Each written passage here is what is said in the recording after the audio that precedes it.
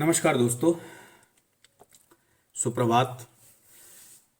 मैं सच्चिदानंद शर्मा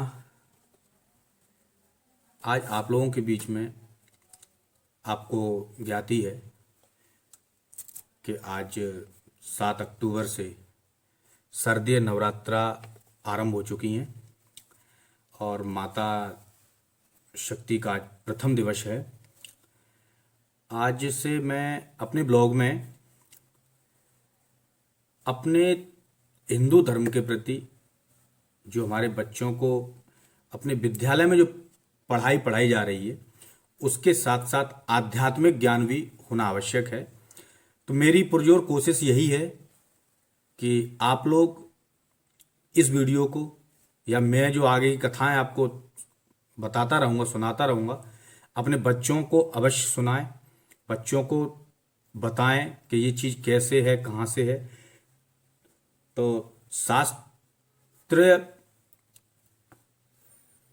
शास्त्र की विद्याएं भी साथ में, जैसे गुरुकुल में पहले पढ़ाई जाती थी, वैसे अपने बच्चों को साथ में अगर पढ़ाएं तो मेरी समझ से ये एक छोटा सा प्रयास है मेरा।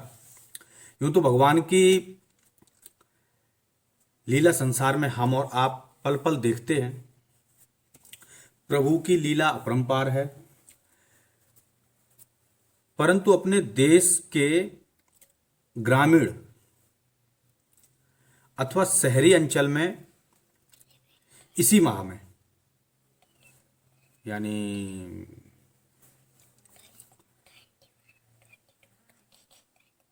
क्वार के महीने में, अपनी देहाती भाषा में कह लीजिए, वृद्ध, जवान, बच्चे, माता, बहनें आदि के मन में रामलीला देखने की जो उमंग पैदा होती है, उसी असीम आनंद ने मुझे आज आप लोगों के बीच, क्योंकि मैं भी एक रामलीला का पार्ट रह चुका हूँ, भाग रह चुका हूँ। मैं पिछले करीब 10 साल से रामलीलाओं में अभिनय कर रहा हूँ। तो आज ऐसी मन में विचार आया कि ये रोज इधर का उधर का फालतू के वीडियोस तो रोज डालते हैं, लेकिन अब से मैं प्रभु की कथाओं का आनंद आप लोगों को दिलाता रहूँगा। और मैं पुस्तक का भी सहारा लूँगा आप लोगों को सिखाने के लिए, समझाने के लिए। तो इसलिए जो नए सब्सक्राइबर हैं उनसे मैं निवेदन करूंगा कि आप मेरे इस चैनल को सब्सक्राइब कर लीजिए, एसएन शर्मा ब्लॉग्स, और वीडियोस को लाइक और शेयर करते रहें, अपना प्यार देते रहें। तो अब मैं प्रारंभ करता हूं। बोलो प्रभु श्री राम की जय।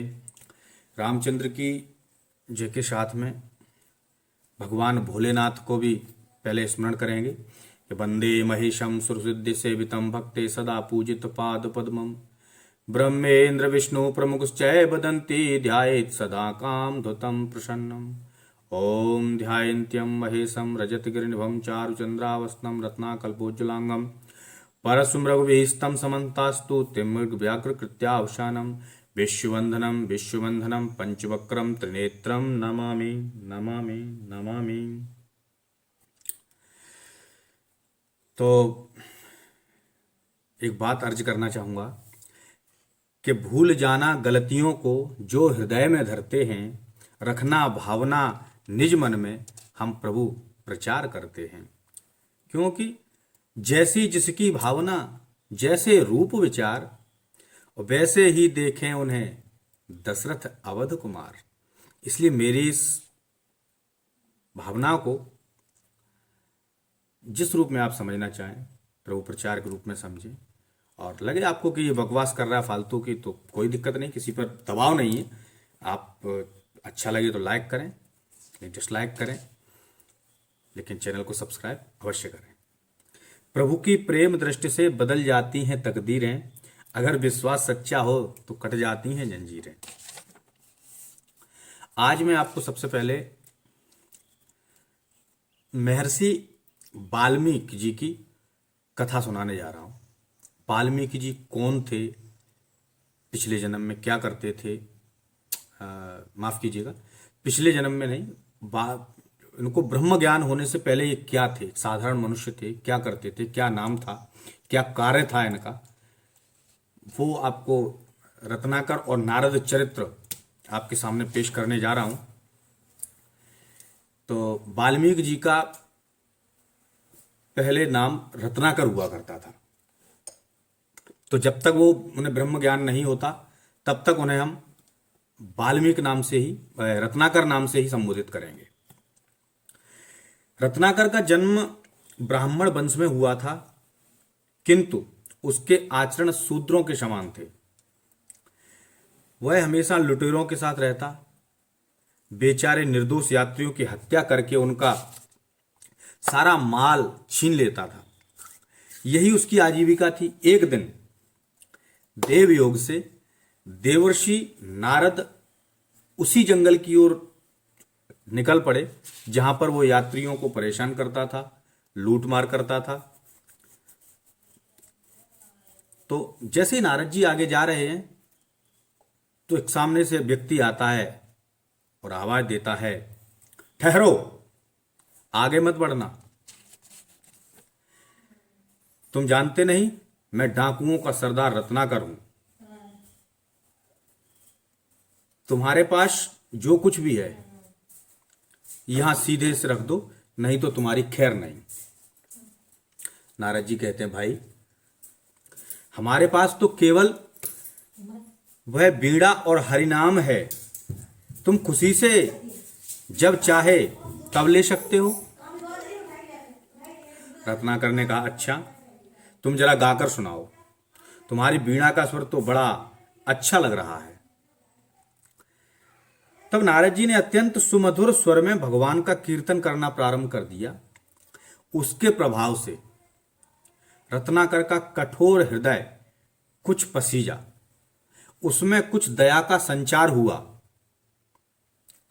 रत्नाकर ने हाथ जोड़कर कहा कि हे मुनि, जो व्यक्ति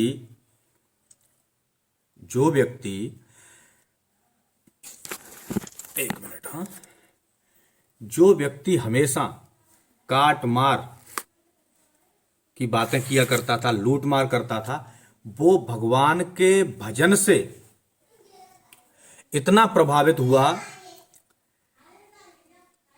कि उसने हाथ जोड़कर नारद जी को मुनि कहकर संबोधित किया, वो भी हाथ जोड़कर, जो कभी किसी के सामने हाथ नहीं जोड़ता था। हरि भजन से मैं एक बात कहना चाहूंगा आप लोगों से कि हमारे बच्चों की संस्कृति के लिए आजकल ये स्मार्टफोन्स, मोबाइल, सोशल मीडिया, ये सारी चीजें आ गई हैं, तो हम कभी एक नहीं हो पाते हैं। घर में भी बच्चे भी हैं, हम भी हैं, पत्नी है, पति है, भाई है, बहन है, माँ बाप है, सब लोग हैं। सबके पास अपना अपना स्मार्टफोन है, अलग अलग घर में है, फिर भी अपने अपने में लगे हुए हैं। कोई अपने में लगा है, वो अपने में लगा है। बात भी हो रही है एक दूसरे से तो व्हाट्सएप से हो रही है। इसलिए मैं एक हाथ जोड़कर निवेदन करना चाहूंगा कि अपने घर में शाम के समय जब आप दिया बत्ती आरती करते हैं, उस समय जितना आपके पास समय हो, अपने आपके अनुसार 10 मिनट, 5 मिनट, 20 मिनट, 15 मिनट, आधा घंटा, 1 घंटा, जितना भी समय हो, हमें भगवान का नाम कीर्तन करना चाहिए। इससे क्या है कि हमारे बच्चों में भी वो नाम कीर्तन की जिज्ञासा लगी रहेगी और हमारा समय भी बढ़ता रहेगा, साथ बैठने का समय बढ़ेगा, एक दूसरे के विचार साझा होंगे। कुछ नहीं, भजन चीज अलग होती है, कीर्तन, नाम कीर्तन अलग होता है। नाम कीर्तन में आपको कुछ नहीं करना, बस ये कहना हरे रामा हरे कृष्णा कृष्णा कृष्णा हरे हरे, हरे कृष्ण हरे राम राम राम हरे हरे, हाथी घोड़ा पाल की, जय कन्हैया लाल की। बस बैठ के अपने यही आनंद गुनगुनाते, हरे राम राम राम हरे हरे। यही सारी नाम कीर्तन है जो आप बैठ के कम से कम 10 मिनट, और कम से कम 10 मिनट अपने बच्चों के साथ, अपने पति के साथ, अपनी पत्नी के साथ, भाई बहन सबके सास ससुर सबको बिठाल के राम नाम संकीर्तन अवश्य करें। आइए बढ़ते हैं कथा की ओर। तो जब प्रभु का भजन नारद जी ने रत्नाकर को सुनाया तो उनका हृदय पसीज गया।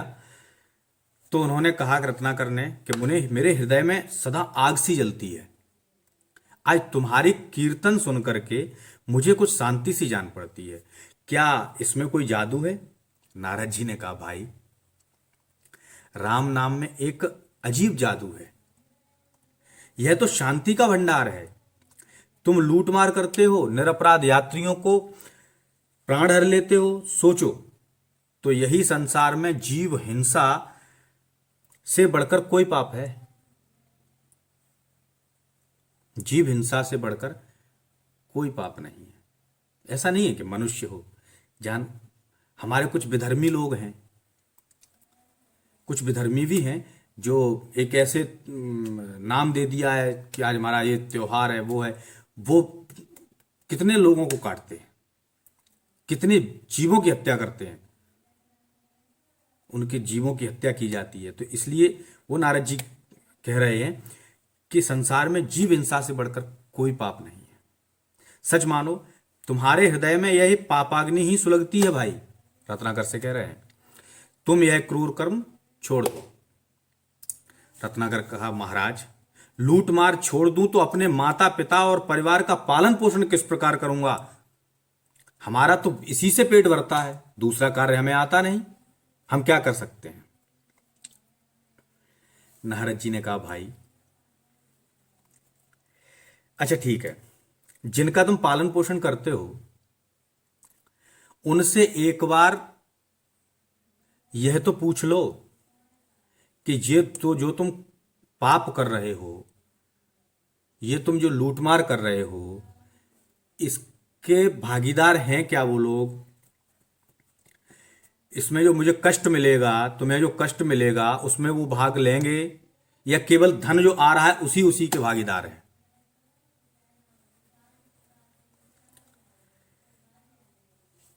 तो यदि वे केवल धन के ही साथी हैं तो तुम्हारा इस प्रकार पाप में लगे रहना ठीक नहीं। नारद जी की बात सुनकर के रत्नाकर ने मन में सोचा कि ये मुनिराज बहाने से मुझे घर भेज करके आप खुद भाग जाना चाहते हैं, इसलिए ये कह रहे हैं। रत्नाकर ने, खूब मैं घर जाऊं और आप मौका पाकर भाग जाएं? नारद जी ने कहा, भाई तुम मुझे इसी पेड़ से बांध जाओ और जल्दी पूछकर मुझे उनका विचार बताओ। रत्नाकर ने नारद जी को पेड़ से बांध करके अपने घर गया। घर जाकर सीधे माता पिताजी के पास पहुंचा। उसने कहा, पिताजी मैं नित्य लूट और जीवों की हत्या करके आपके लिए धन लाता हूं, उसे आप सभी भोगते हैं, परंतु इस पाप कर्म के लिए मुझे परलोक में जो दंड मिलेगा उसमें आप लोग भाग लेंगे या नहीं? माता पिता सोचने लगे, कैसा प्रश्न पूछ रहा है। फिर उसने कहा, नहीं मुझे बताइए। तो माता पिता ने कहा कि बेटा, धनोपार्जन करके हमारा पालन पोषण करना, धन कमा के, पैसा रुपया कमा के लाकर हमारा पालन पोषण करना, यह तेरा धर्म है। यदि तू अधर्म से धन बटोरता है तो हम उसमें क्या कर सकते हैं? उसका फल तो अकेले तुझे भोगना ही पड़ेगा। हम तेरे पाप के भागी कैसे हो सकते हैं?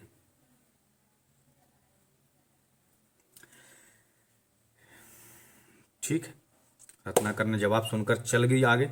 आगे जाके अपनी पत्नी के पास पहुंचा। अपनी पत्नी से पूछा, प्रिय तेरा क्या विचार है? तो रत्नाकर की पत्नी कह रही है कि स्वामी, मेरा धर्म तो आपकी सेवा करना है। यदि आप पाप पूर्वक धन संग्रह करते हैं तो इसकी जिम्मेदारी आप ही की है, मैं उसका फल क्यों भोगूंगी? अपने विचार